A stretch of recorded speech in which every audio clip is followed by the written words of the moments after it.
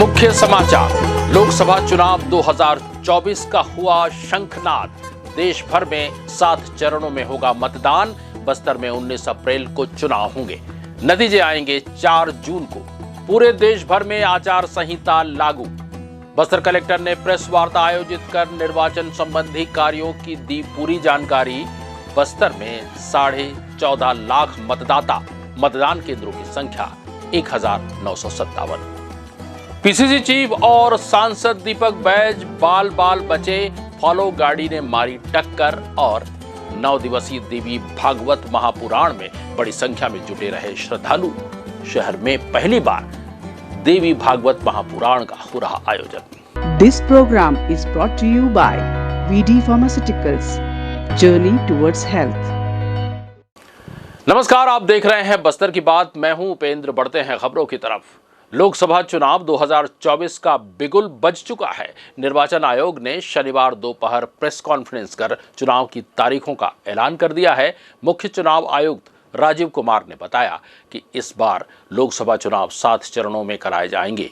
उन्होंने ये भी बताया कि चुनाव को लेकर के सारी तैयारियां हो चुकी है। इसके अलावा पोलिंग बूथों पर सख्त सुरक्षा व्यवस्था के इंतजाम किए गए हैं।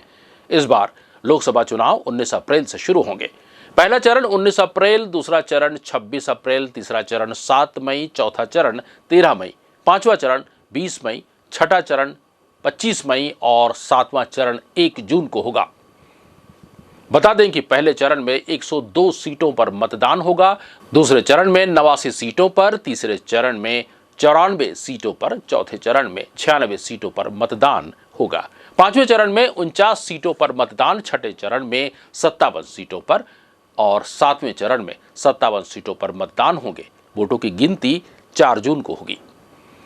दिल्ली में लोकसभा चुनाव की वोटों की गिनती 25 मई को होगी और उत्तर प्रदेश में सभी 7 चरणों में वोटिंग होगी। मध्य प्रदेश में लोकसभा चुनाव के लिए 19 अप्रैल, 26 अप्रैल, साथ में 13 मई को वोटिंग होगी। छत्तीसगढ़ में 19 अप्रैल और 26 अप्रैल को और तीसरे चरण 7 मई को वोटिंग होगी। बंगाल में 7 चरणों में वोटिंग होगी। गुजरात की सभी 26 लोकसभा सीटों के लिए मतदान 7 मई को तीसरे चरण में होगा। छत्तीसगढ़ में 3 चरणों में चुनाव संपन्न होंगे। 19 अप्रैल को बस्तर लोकसभा, 26 अप्रैल को कांकेर, महासमुंद और राजनांदगांव लोकसभा, 7 मई को सरगुजा, रायगढ़, जांजगीर, चांपा, कोरबा, बिलासपुर, दुर्ग और रायपुर लोकसभा में मतदान संपन्न करवाए जाएंगे। रुक करते हैं अगली खबर की तरफ। लोकसभा आम निर्वाचन 2024 के लिए भारत निर्वाचन आयोग नई दिल्ली द्वारा 16 मार्च 2024 को निर्वाचन कार्यक्रम की घोषणा कर दी गई है। इस संबंध में कलेक्टर और रिटर्निंग अधिकारी संसदीय क्षेत्र विजय दयाराम के द्वारा कार्यालय के आस्था हॉल में प्रेस कॉन्फ्रेंस आयोजित किया गया। बस्तर में प्रथम चरण में निर्वाचन कार्य संपन्न कराए जाने को लेकर बस्तर कलेक्टर ने प्रेस वार्ता में पत्रकारों को पूरी जानकारी दी। भारत निर्वाचन आयोग द्वारा छत्तीसगढ़ राज्य के लोकसभा क्षेत्र 10 बस्तर के लिए लोकसभा 2024 के कार्यक्रमों की घोषणा कर दी गई है। निर्वाचन कार्यक्रम की घोषणा के साथ ही बस्तर जिले में आचार संहिता लागू की गई है। निर्वाचन कार्यों के बारे में जानकारी देते हुए बस्तर कलेक्टर विजय दयाराम के ने ये बातें कही। पूरे हमारे बस्तर लोकसभा क्षेत्र का जो निर्वाचन जो है संपादित कराना है, उसके तो पूरे लोकसभा क्षेत्र के अंतर्गत 1957 हमारे लोकसभा केंद्र के मतदान केंद्र हैं और कुल मतदाताओं की संख्या 14,66,337 टोटल मतदाता है, जिसमें 6,98,197 हमारे पुरुष मतदाता और 7,68,088 हमारे महिला मतदाता और 52 तृतीय लिंग के मतदाता हैं। शिफ्टिंग की बात कर रहे हैं, ऐसे कितने मतदान के लिए शिफ्ट कर रहे हैं? टोटल हमारे शिफ्टिंग के लिए पूरे लोकसभा निर्वाचन क्षेत्र में 234 मतदान केंद्रों को शिफ्टिंग की। चुनाव के लिए क्या तैयारियां हैं सर? मतलब आज अधिसूचना जी, अधिसूचना जारी होने के पश्चात सर्वप्रथम जो है जितने भी हमारे संपत्ति विरूपण के नियम लागू हो जाते हैं, इसके अलावा जो 24 घंटे का, 48 घंटे का और 72 घंटे का जो नियम है उसको तत्काल फॉलो किया जा रहा है। शहर के अंदर में पब्लिक स्पेसेस में और जितने भी हमारे सरकारी कार्यालय हैं वहाँ पे भी इस नियम लागू होता है, उसको भी हम लोगों ने काम शुरू कर लिया है। इसके अलावा जो है जितने भी हमारे मंत्रीगण होते हैं या फिर जितने भी विधायकगण होते हैं, उनकी जो दी गई स्टाफ या फिर उनको जो सरकार की तरफ से उपलब्ध कराई गई गाड़ियाँ वापस ली जाती है, उसको भी हम लोगों ने ऑलरेडी इनको चिट्ठियाँ जारी कर दी है और उनकी जो गाड़ियाँ या फिर उनके स्टाफ उपलब्ध कराए गए वो भी वापस ले लिया जाएगा। इसके अलावा जो MCC के जो गाइडलाइंस के अनुसार में जो फेक न्यूज़ और पेड न्यूज़ का जो मॉनिटर करने के लिए जो MCMC जो कमेटी जो गठित की गई है जिला और राज्य स्तर पर, उसका मॉनिटरिंग शुरू होगा। इसके अलावा जितने भी कंप्लेंट्स जो सी विजिल के माध्यम के द्वारा हमारे पास आते हैं उसका तत्काल निराकरण करना शुरू करेंगे। सर, नए मतदाता जो जुड़वा सकते हैं नाम कितने तारीख तक? जनवरी 1, 2024 के पहले तक जितने भी हमारे 18 के उम्र पूर्ण कर चुके होते हैं वो लोग ऑलरेडी स्पेशल समरी रिवीजन 2024 में शुरू हुए थे, वो लोग ऑलरेडी अपना नाम जोड़ रहे हैं। सर, कुछ आंकड़ा है कि पहली बार लोकसभा में जो मतदाता की संख्या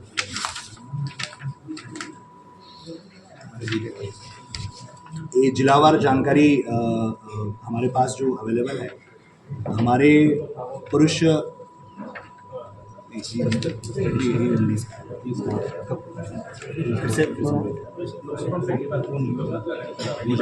कितनी बढ़ोतरी हुई है मतलब सर?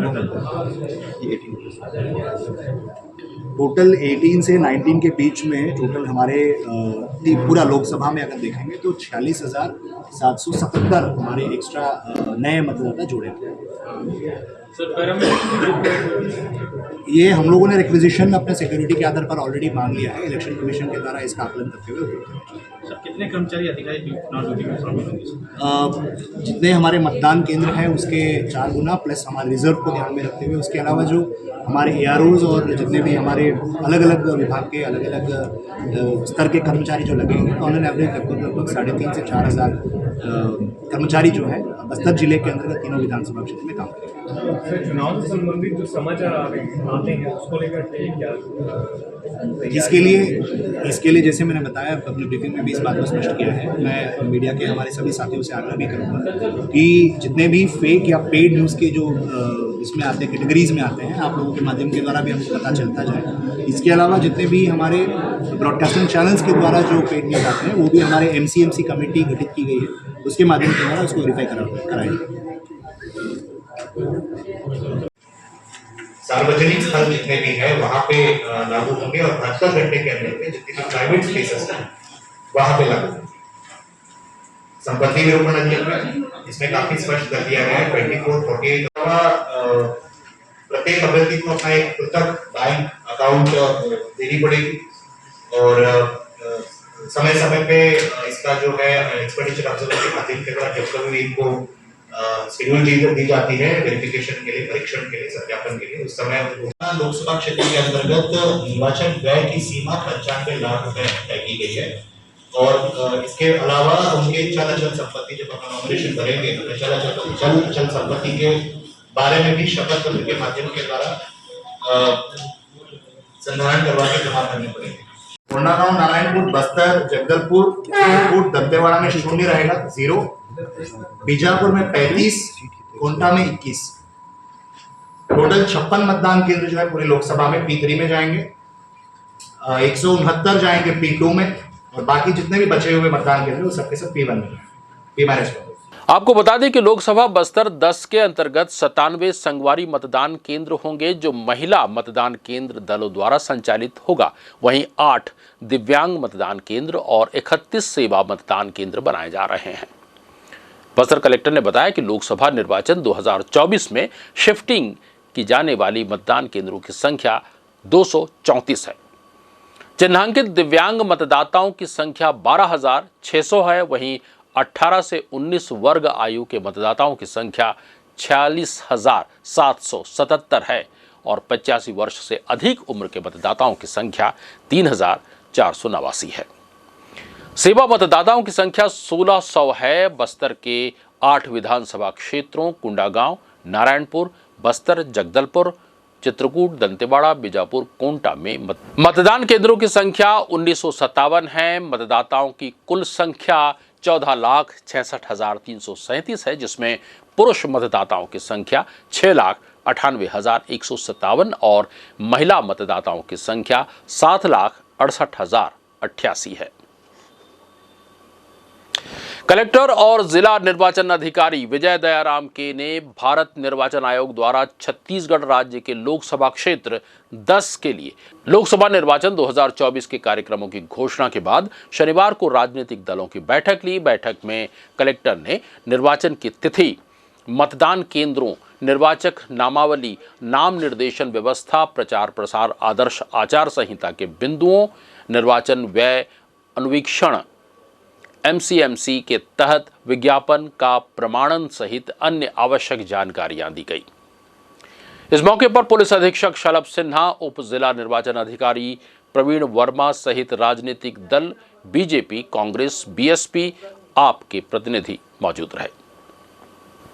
रुक करते हैं अगली खबर की तरफ। कलेक्टर और जिला निर्वाचन अधिकारी विजय दयाराम के मार्गदर्शन में अपर कलेक्टर CP बघेल और उप जिला निर्वाचन अधिकारी प्रवीण वर्मा ने चुनाव प्रचार सामग्री मुद्रण में बरती जाने वाली सावधानियों को लेकर शनिवार को जिला कार्यालय के आस्था हॉल में प्रिंटिंग प्रेस संचालकों की बैठक ली।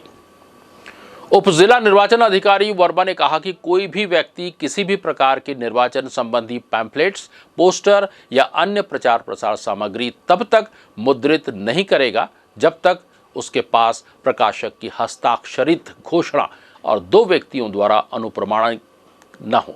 उन्होंने बताया कि आदर्श आचार संहिता प्रभावशील होते ही सभी प्रिंटर्स, मुद्रकों को और प्रकाशकों को लोक प्रतिनिधित्व अधिनियम में निहित प्रावधानों और दिशा निर्देशों का पालन करना होगा। उप जिला निर्वाचन अधिकारी ने कहा कि बिना घोषणा पत्र वाले प्रिंटिंग ऑर्डर लेने पर 6 महीने की जेल और 2000 रुपए जुर्माना या दोनों भी किया जा सकता है। मुद्रकों की ये जिम्मेदारी होगी कि वह निर्वाचन के दौरान प्रचार के लिए छापी गई सामग्रियों की 3 प्रतियां और प्रकाशक की घोषणा जिला निर्वाचन कार्यालय में छपाई के 72 घंटे या 3 दिन के भीतर जमा करवाएं। साथ ही इसमें मुद्रक और प्रकाशक का नाम तथा मुद्रित संख्या लिखना अनिवार्य होगा। शनिवार को PCC चीफ और सांसद दीपक बैज बस्तर से रायपुर के लिए निकले थे। कोंडागांव से पूर्व भूमका नाला के पास सामने आते हुई ट्रक को देखते ही उनकी गाड़ी धीमी हुई, जिसके बाद कोंडागांव के फॉलो गाड़ी ने अनियंत्रित होकर PCC चीफ की गाड़ी को पीछे से ठोकर मार दी। शुक्र है कि सामने से आ रही ट्रक से गाड़ी टकराने से बच गई। इस घटना में किसी के हताहत होने की कोई खबर नहीं है। ज्ञात हो कि बस्तर सांसद दीपक बैज को Z+ श्रेणी की सुरक्षा प्राप्त है। इसके बाद भी सुरक्षा में इतनी बड़ी लापरवाही हुई। रुक करते हैं अगली खबर की तरफ। बस्तर पुलिस अधीक्षक शलभ कुमार सिन्हा के मार्गदर्शन में बस्तर पुलिस के द्वारा आपराधिक तत्वों पर लगातार कार्रवाई की जा रही है। इसी तारतम्य में अतिरिक्त पुलिस अधीक्षक महेश्वर नाग के निर्देशन में आगामी लोकसभा चुनाव को ध्यान रखते हुए बस्तर जिले में आपराधिक गतिविधियों में अंकुश लगाने के उद्देश्य से जिले के असामाजिक तत्वों पर वैधानिक कार्यवाही किए जाने हेतु बैठक आयोजित की गई। पुलिस अधीक्षक बस्तर शलभ कुमार सिन्हा द्वारा जिले में आगामी लोकसभा चुनाव को हिस्ट्री सीटर और निगरानी बदमाशों के लिए विरुद्ध कार्यवाही की जाए। बैठक में बस्तर जिले के सभी पुलिस अनुविभागीय अधिकारी और थाना प्रभारी मौजूद रहे। SBI ग्रामीण स्वरोजगार प्रशिक्षण संस्थान RCT जगदलपुर द्वारा ग्राम पंचायत बिलेरी में मुलायम खिलौने बनाने का 13 दिवसीय प्रशिक्षण दिया गया। प्रशिक्षण के दौरान भारतीय स्टेट बैंक जगदलपुर द्वारा संचालित ग्रामीण स्वरोजगार प्रशिक्षण संस्थान के निदेशक हेमंत सलाम के द्वारा प्रशिक्षणार्थियों को बैंकिंग सेवाओं और बैंक से संबंधित अन्य जानकारियां दी गई। साथ ही संस्था के संकाय सदस्य N मधुसूदन और रूमा रॉय के द्वारा प्रशिक्षणार्थियों को उद्यमिता विकास के बारे में बढ़ाया गया और कुमारी प्रगति शुक्ला टोमिन स्किल ट्रेनर द्वारा मुलायम खिलौने बनाना सिखाया गया। प्रशिक्षण कार्यक्रम के अंतिम दिन प्रशिक्षणार्थियों के असेसमेंट हेतु असेसर के रूप में तिरुपति कर और शांति राजपूत को राज्य नियंत्रक रायपुर अरुण सोनी के द्वारा भेजा गया।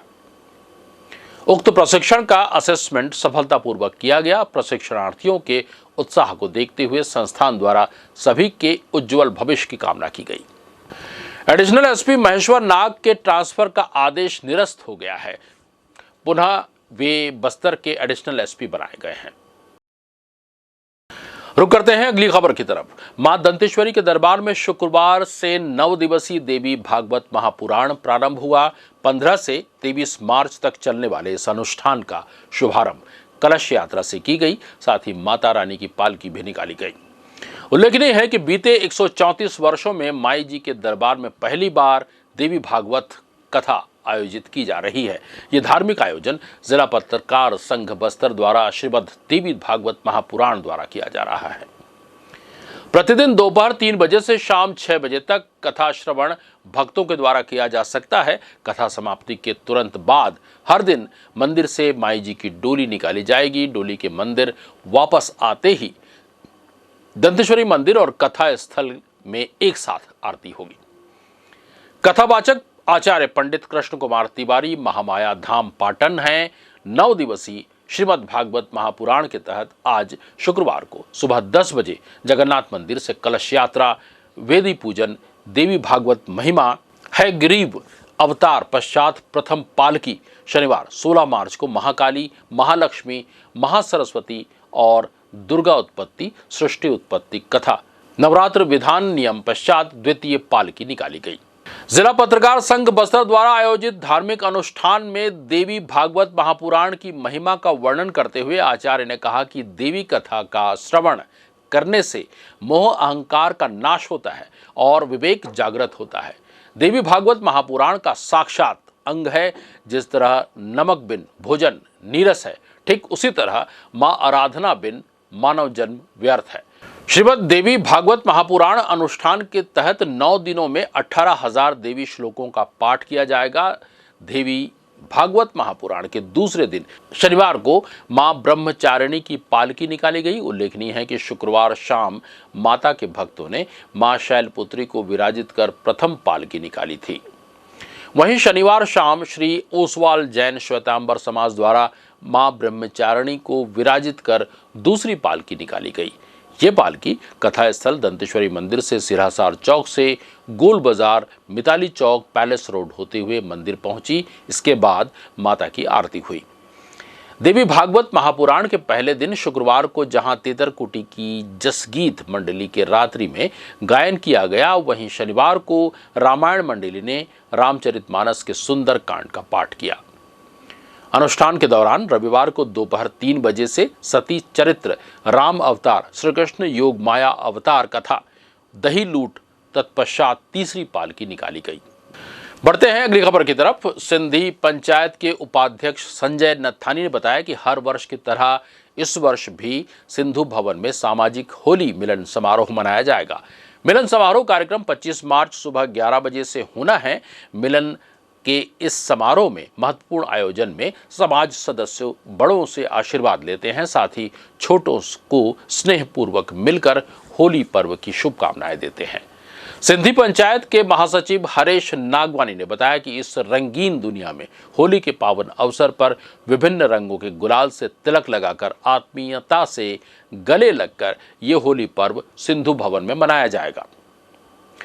इस होली में महत्वपूर्ण सिंधी मिठाई घियर से मुंह मीठा करवाया जाएगा। सिंधी समाज के सभी पदाधिकारियों सहित गुरुद्वारा कमेटी के पदाधिकारियों के साथ पूरा सिंधी समाज सिंधु भवन में अपनी उपस्थिति देने की बात भी कही गई है। शहर के दलपत सागर के पास स्थित मां बावड़ी माता मंदिर में हर साल की तरह इस वर्ष भी धूमधाम से मड़ाई का आयोजन किया जा रहा है। पंडित भुवनेश्वर पाणिग्राही और विशाल माली ने बताया कि ये मड़ाई महाशिवरात्रि के कुछ दिनों के बाद होती है। इस मड़ाई में दूर दराज से श्रद्धालु भक्तजन स्वस्फूर्त पहुंचते हैं। इस मड़ाई में बस्तर जिला के आसपास के देवी देवताओं को निमंत्रित किया जाता है। इसके बाद सभी देवी देवताएं उस मड़ाई में पहुंचकर अपनी उपस्थिति दर्ज कराते हैं। मड़ाई में पहुंचे अनेक देवी देवताओं से हजारों श्रद्धालुओं और भक्तगण आशीर्वाद प्राप्त करने के लिए आतुर रहते हैं। इस मड़ाई में दूर दराज से माताएं अपने मन्नत के अनुसार छोटे छोटे बच्चों को मुंडन करवाने हेतु सुबह से ही पहुंच जाते हैं और अपनी देवी देवता को खुश करने हेतु अपनी मन्नतें पूरी करते हैं। शनिवार 16 मार्च को सुबह से ही मां बावड़ी माता मंदिर में विधि विधान पूर्वक पूजा अनुष्ठान कर इस कार्यक्रम की शुरुआत की गई। इस मंदिर में विगत कई वर्षों से विधि विधान पूर्वक मड़ई एवं यात्रा का आयोजन की परंपरा चली आ रही है। इस वर्ष श्रद्धालुओं के द्वारा इस मंदिर में विशेष रूप से 5 फीट की अगरबत्ती जलाई गई। मुख्य समाचारों पर एक नजर डालते हैं। मुख्य समाचार। लोकसभा चुनाव 2024 का हुआ शंखनाद। देश भर में 7 चरणों में होगा मतदान। बस्तर में 19 अप्रैल को चुनाव होंगे। नतीजे आएंगे 4 जून को। पूरे देश भर में आचार संहिता लागू। बस्तर कलेक्टर ने प्रेस वार्ता आयोजित कर निर्वाचन संबंधी कार्यों की दी पूरी जानकारी। बस्तर में 14.5 लाख मतदाता। मतदान केंद्रों की संख्या 1957। पीसीसी चीफ और सांसद दीपक बैज बाल बाल बचे। फॉलो गाड़ी ने मारी टक्कर और 9 दिवसीय देवी भागवत महापुराण में बड़ी संख्या में जुटे रहे श्रद्धालु। शहर में पहली बार देवी भागवत महापुराण का हो रहा आयोजन। बस्तर की बात में खबरों का सिलसिला लगातार जारी रहेगा। देखते रहिए बस्तर की बात। This program was brought to you by VD Pharmaceuticals. Journey towards health.